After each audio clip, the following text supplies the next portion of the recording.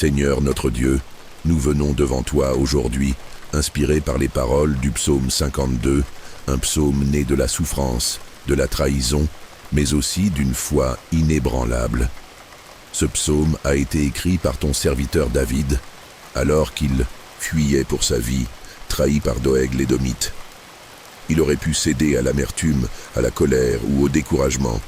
Mais au lieu de cela, David a choisi de tourner son cœur vers toi. Et aujourd'hui, Seigneur, nous voulons faire de même. Pourquoi te glorifies-tu de ta méchanceté, tyran? La bonté de Dieu subsiste toujours. Verset 1.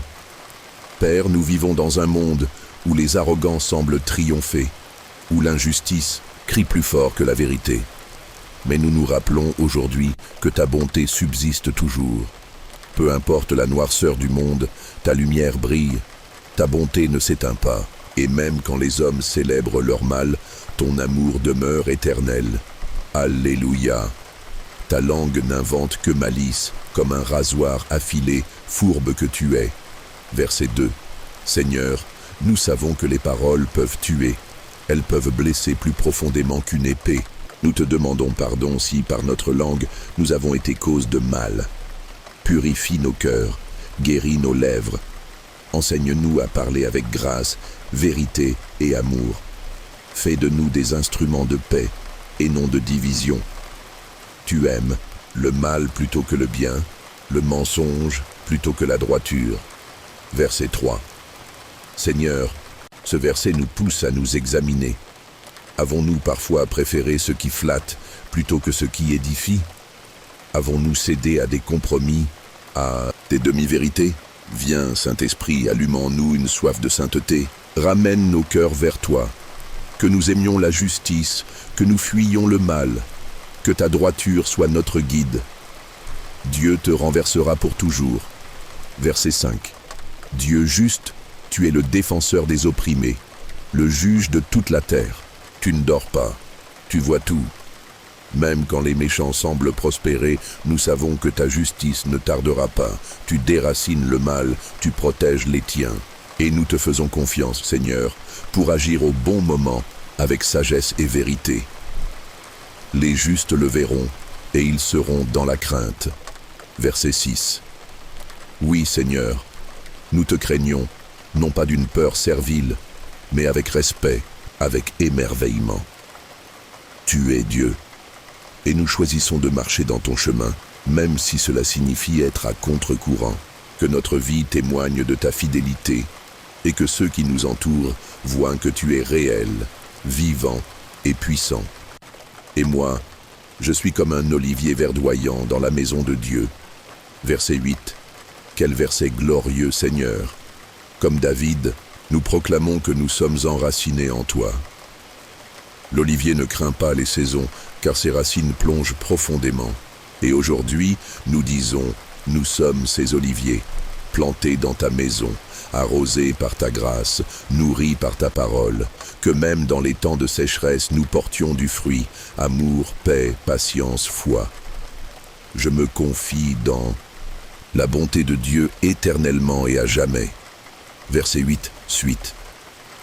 Seigneur, nous choisissons de nous confier en toi, pas dans notre force, pas dans nos plans, mais en toi seul, même quand nous ne comprenons pas, même quand tout semble perdu. Ta bonté est notre fondation, tu es notre rocher. Je te louerai toujours parce que tu as agi. Verset 9. Oui, Seigneur, tu as agi. Même quand nous ne le voyons pas, tu travailles, tu prépares des chemins, tu ouvres des portes, tu fermes celles qui ne sont pas pour nous. Nous te louons pour ta fidélité passée, pour ta présence aujourd'hui et pour ta promesse de demain.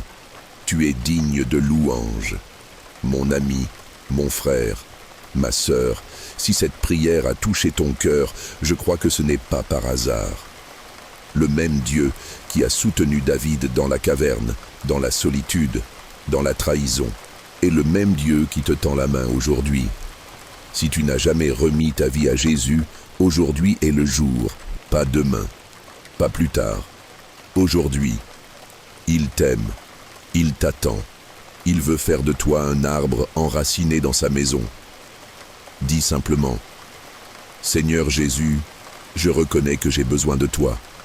Je te remets ma vie. Pardonne mes péchés. Viens habiter mon cœur. Je veux être enraciné en toi, aujourd'hui et pour toujours. » Si tu as fait cette prière, écris-le en commentaire. Amen, je me confie dans la bonté de Dieu.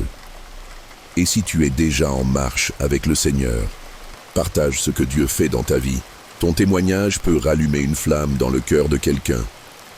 Laisse aussi ta requête de prière dans les commentaires. Ici, nous sommes une famille, une communauté remplie d'amour et d'intercession. Et surtout, abonne-toi à cette chaîne. Chaque semaine, nous plongeons dans les psaumes, dans la prière, dans la présence de Dieu. Ensemble, nous grandissons, nous espérons et nous croyons que Dieu fait toutes choses nouvelles. Souviens-toi, l'amour inébranlable de Dieu t'apporte la stabilité.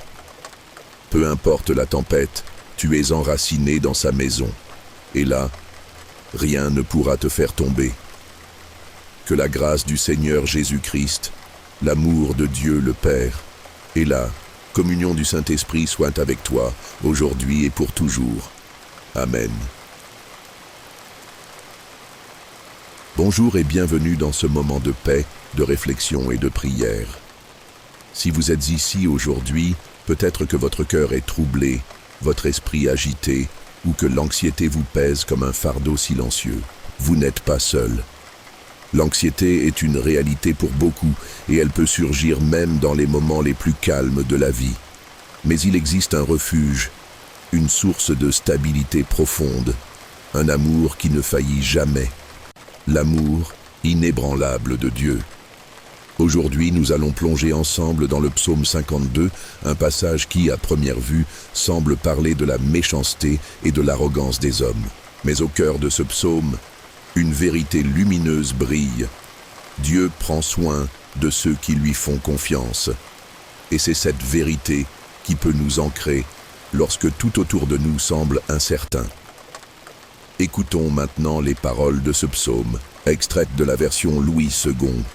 Pourquoi te glorifies-tu de ta méchanceté, tyran? La bonté de Dieu subsiste toujours, et tu aimes les paroles qui perdent, langue trompeuse.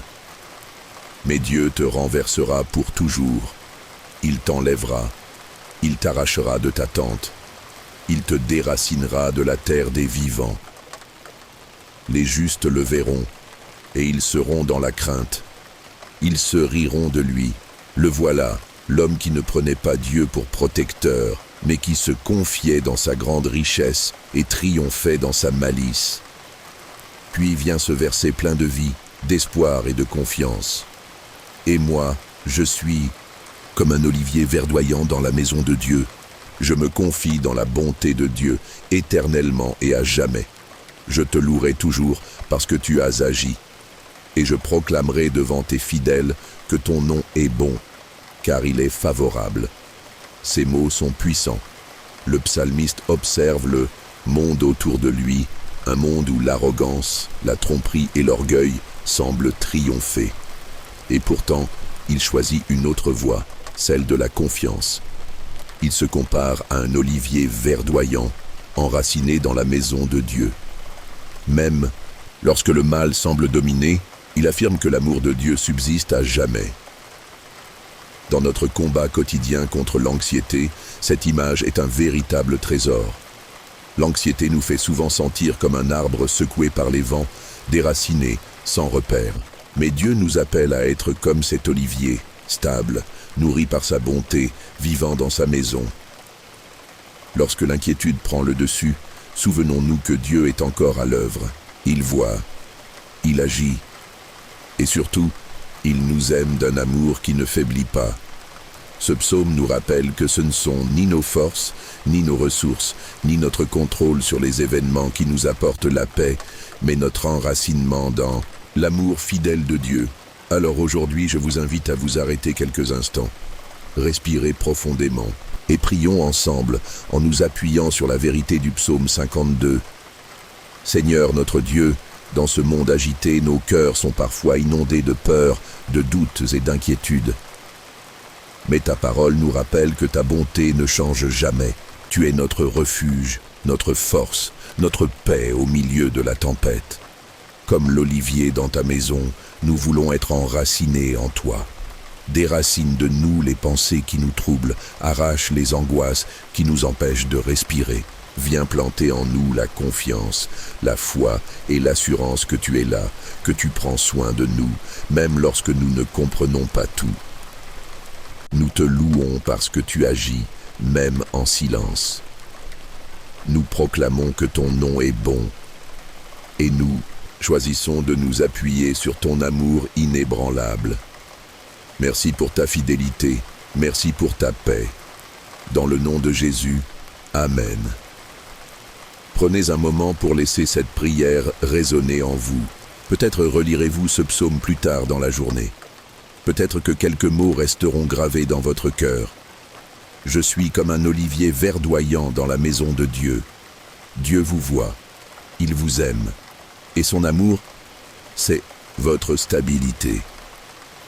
Peu importe ce que vous traversez.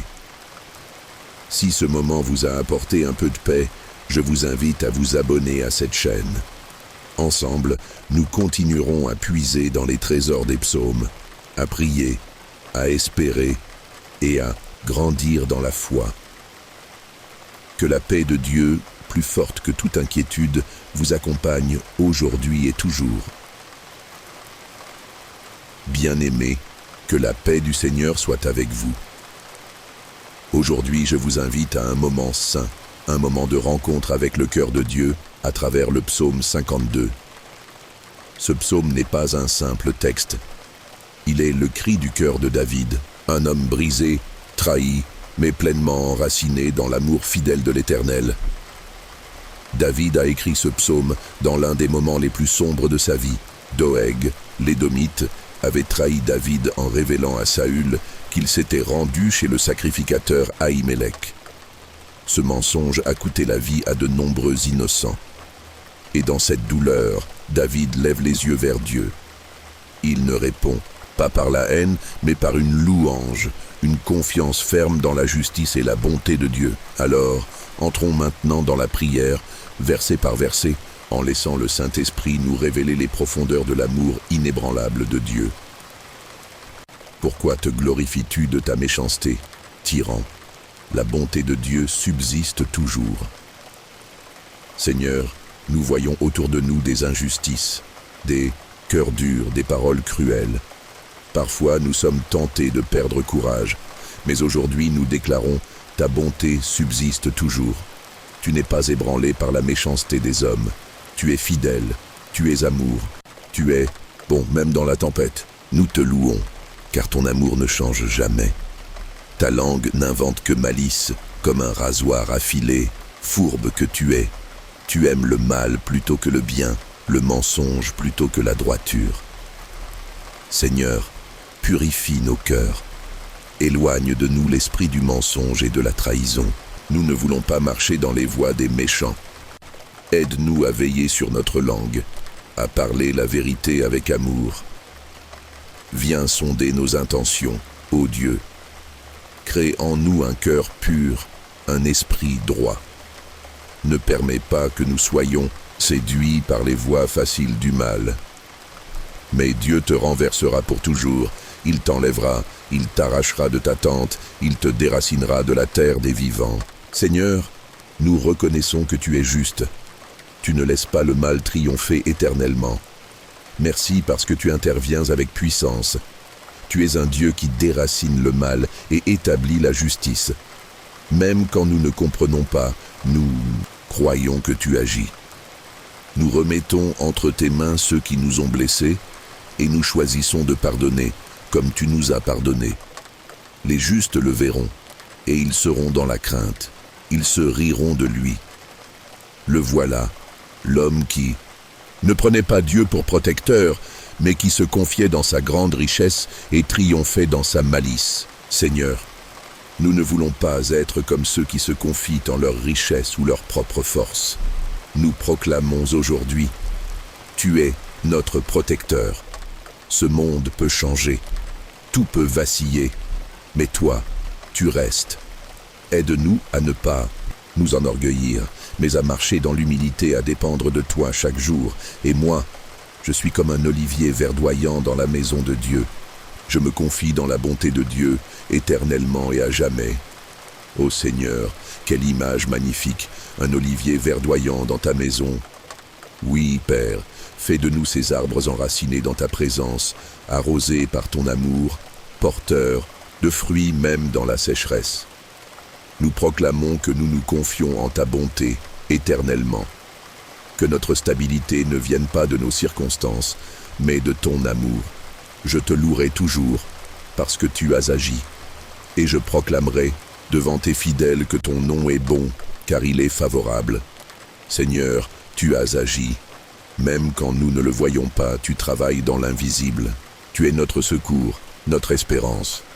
Aujourd'hui, nous te louons et nous proclamons à haute voix, ton nom est bon. Tu es favorable, miséricordieux, patient et digne de toute louange. Bien-aimé, si cette prière a touché ton cœur, je t'invite maintenant à un acte de foi. Ne laisse pas cette parole passer comme une simple émotion.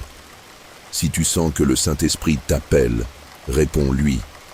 Peut-être as-tu été ébranlé par la vie, trahi par des proches, accablé par l'anxiété, mais aujourd'hui, le Seigneur t'invite à être cet olivier verdoyant dans sa maison. Reçois son amour, reçois sa paix, remets-lui ton cœur.